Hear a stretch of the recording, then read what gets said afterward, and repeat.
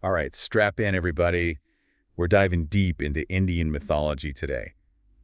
Hinduism, to be exact. We've got this source. It's, well, it's a wild ride. Yeah, you could say that. Reincarnation, gods with, like, a dozen arms each. Epic battles. It's definitely a lot to unpack. And remember, this is just one perspective. Of course, of course. Right. It's a good starting point, right? Absolutely. And some of these stories, well, they kind of invite a raised eyebrow or two. Exactly. That's what we're here for. Yeah. A little lighthearted analysis. With a dash of skepticism. All right, so first things first. Hinduism 101.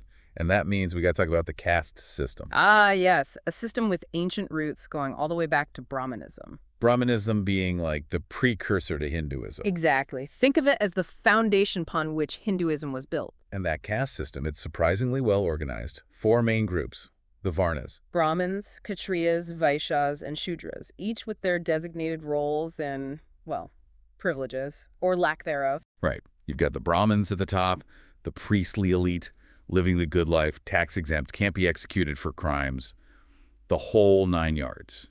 Supposedly, they earned all that good karma in past lives. Talk about delayed gratification. Indeed. Then come the Kshatriyas, the warriors and rulers, protecting everyone, keeping things in order. Even the Buddha himself was born a Kshatriya. Wow, so even a spiritual icon started out in the warrior class. Interesting. It is, isn't it? Shows you the reach of this system. Okay, so after the warriors, we've got the Vaishyas, the merchants, farmers, artisans, the backbone of society, really. Keeping things running, the essentials. And then the Shudras. The laborers, the service providers, the foundation, but often overlooked. Yeah. And not a lot of upward mobility, from what I understand. Not within this life, no. And then it gets even more complicated, right? Because there's this whole untouchable thing. It's a difficult aspect of the caste system. People deemed outside of the Varnas altogether. Relegated to the, quote, impure tasks. Right. It's a system where your birth determines your destiny. You inherit your caste, and that shapes your entire life. Wow, that's pretty intense. No pressure or anything. But there's a glimmer of hope, at least in theory. Good deeds in this life might improve your standing in the next. Ah, so it's like cosmic roulette. Spin the wheel and hope for the best in your next go-round. In a way, yes. It's a long-term investment strategy, you could say. Makes sense, I guess. If you're stuck in this cycle of reincarnation, might as well try to level up for the next round. But doesn't this system kind of favor those already at the top? It does raise some questions, doesn't it? Oh, yeah. It's like the ultimate stay-in-your-lane message, divinely ordained, of course. But hey, the world changes. It does. And even this rigid system is showing signs of evolution. Our source actually points to the booming IT industry in India as a potential disruptor. Interesting, right. This industry wasn't around when the caste system was established, so it offers opportunities that bypass those traditional restrictions. Exactly. People from lower castes can find success in this field. It's like a backdoor to upward mobility. It suggests that even age-old systems can be challenged and reshaped. So we've got this intricate social structure, deeply tied to religious beliefs. But how does all of this connect to the bigger picture of Indian mythology? The stories of the gods and all that. Well, to understand that, we need to introduce the concept of Brahman. All right, hit me with it. What is this Brahman thing? Think of it as the universe itself, but infinitely more vast and incomprehensible. Okay, we're talking cosmic scale here. So where do we fit into all of this? That's where Atman comes in, the individual soul or self. And according to Hindu belief, Atman is ultimately a part of Brahman. So we're all connected to this ultimate source, like little sparks of the cosmic fire. A beautiful analogy. And the goal, the ultimate aim, is to achieve Brahman Atman unity, emerging with the cosmic whole. Whoa, sounds intense. But wait, there's more, right? This whole cycle of creation and destruction thing. Ah, yes. A fundamental concept in Hindu cosmology. The universe isn't static. It's all about cycles. Birth, growth, dissolution, and rebirth. An endless cosmic dance. So it's like the universe is on a giant cosmic treadmill, constantly running through these cycles. A very vivid image. And those cycles, they operate on timescales that dwarf human comprehension. Like, how long are we talking? Give me the cosmic calendar here. Well, a kalpa, which is a day in the life of Brahma, the creator god, lasts for 8.64 billion years. And Brahma himself has a lifespan of 100 of these days. Okay, my brain just did a backflip. We're talking about timescales that make human history look like a nanosecond. But who is this Brahma? Is he like the cosmic CEO of creation? You could say that. He's part of the Trimurti, the Hindu Trinity. Brahma, the Creator, often depicted with 4 heads and 4 arms. 4 heads, 4 arms. Sounds like someone who can really multitask. Who else is in this divine power trio? Vishnu and Shiva. Okay, so we've got Brahma, the creator. 4 heads, 4 arms, the whole shebang. Who's Vishnu? Vishnu is the preserver, the protector. He keeps the cosmic balance, makes sure everything runs smoothly, like a cosmic maintenance crew, maybe. Keeping the universe from falling apart at the seams. Gotcha. So Brahma creates, Vishnu preserves. Who's the third member of the team? That would be Shiva, the Destroyer. The Destroyer. Wait a minute. Wouldn't a god of destruction be kind of, unpopular? Not necessarily. You see, in Hinduism, destruction isn't always a bad thing. Okay, how so? It's part of the cycle. Destruction leads to renewal. Think of it like pruning a tree. You have to cut away the dead branches for new growth. So it's not about ending things completely, but transforming them. Exactly. And Shiva's story, especially his relationship with his consort Parvati, really highlights that. Parvati, who's she? Also known as the Snow Mountain Goddess, their love story is, well, it's epic. Spans millennia, involves reincarnation, a jealous father-in-law who happens to be the supreme god. Whoa, whoa, whoa. Back up a second. Jealous father-in-law, supreme god. This is getting juicy. Start from the beginning. All right, so Parvati, in her previous life, was known as Sati, and she was deeply devoted to Shiva. But her father, Daksha, hated Shiva, thought he was unworthy of his daughter. Wow. Talk about family drama. What did Sati do? She was heartbroken. So heartbroken that she performed a fiery sacrifice, offered herself as a burnt offering. Oh, that's intense. She died. Remember, death isn't the end in Hindu cosmology. It's just a transition. Sati was reborn as Parvati. Oh, so new life, new name, same love for Shiva. Yep.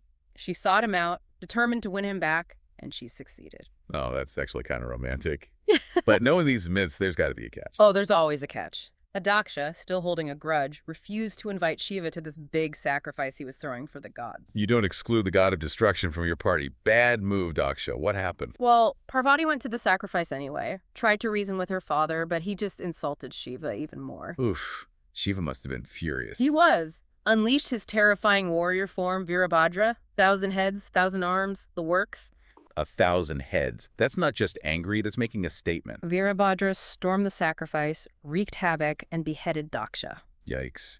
Not a good day for Daksha. Parvati was devastated, begged Shiva to spare her father. So what happened? Did Shiva bring him back? He did, but with a twist.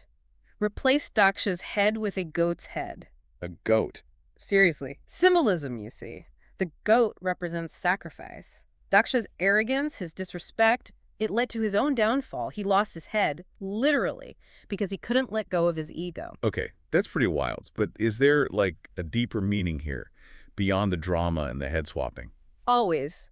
This story, it's a metaphor for the clash between the spiritual and the material.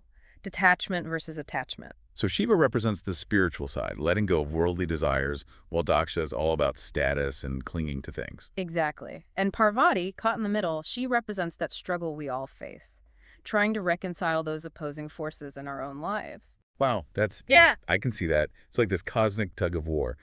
Letting go versus holding on. We're all trying to find that balance.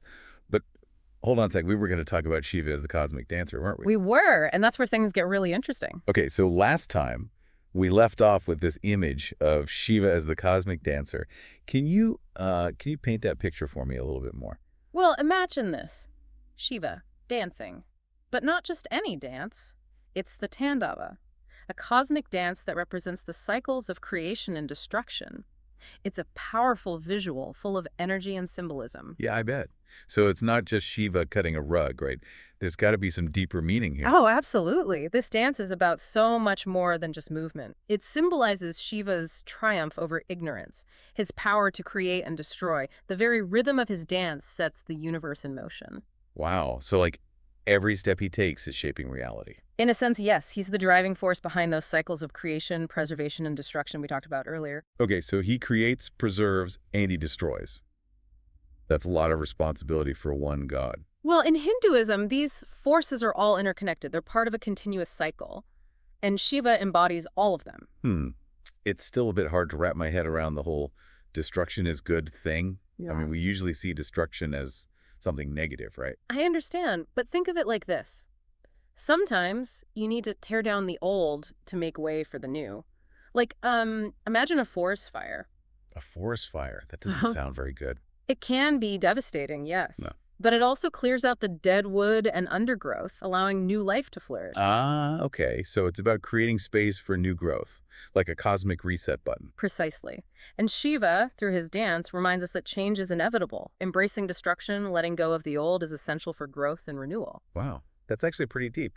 So Shiva's dance isn't just about power. It's about accepting the ever-changing nature of, well, everything. Exactly. And it all ties back to what we've been talking about this whole time. The caste system, for example, seems so rigid and fixed. But Shiva's dance reminds us that nothing is truly permanent. Even seemingly unchangeable systems can be transformed. Right, and the whole concept of Brahman and Atman, the individual soul merging with the ultimate source, that's about transformation too, right? Yes. It's a journey of evolution, shedding the ego, becoming one with the cosmos. And Shiva's dance, with its cycles of creation and destruction, it's like that process playing out on a universal scale. You got it. It's all interconnected. Man, this is making me think about everything in a whole new way. It's like we're all part of this cosmic dance, spinning and swirling through cycles of creation and destruction. We are. And these stories, these myths, they're not just ancient tales. They offer us a lens through which to understand the complexities of existence. It's like holding up a mirror to the universe and to ourselves, seeing the light and the darkness, the joy and the sorrow, all interwoven. It's beautiful, but also kind of scary, you know? I get it. It's a lot to take in. But that's the power of these myths. They challenge us to see beyond the surface, to explore the deeper truths of existence. Well, I think we've all learned a lot today, especially me. So what's the takeaway here? What can we learn from Shiva's dance? Embrace change. Let go of what no longer serves you. And remember that even in destruction, there lies the potential for new beginnings. I love that. It's like a reminder to always keep dancing, even when things get tough. Because who knows what amazing things might emerge from the chaos. Well said. And on that note, dear listener, I think it's time for us to wrap up our deep dive into the wild world of Indian mythology. Yeah, we've covered a lot of ground today. But remember, this is just the beginning. There's so much more to explore, so keep asking questions, keep seeking knowledge. And keep an open mind. You never know what fascinating insights you might uncover. Absolutely. And until next time, keep dancing to the rhythm of the cosmos. See you then. That's a wrap.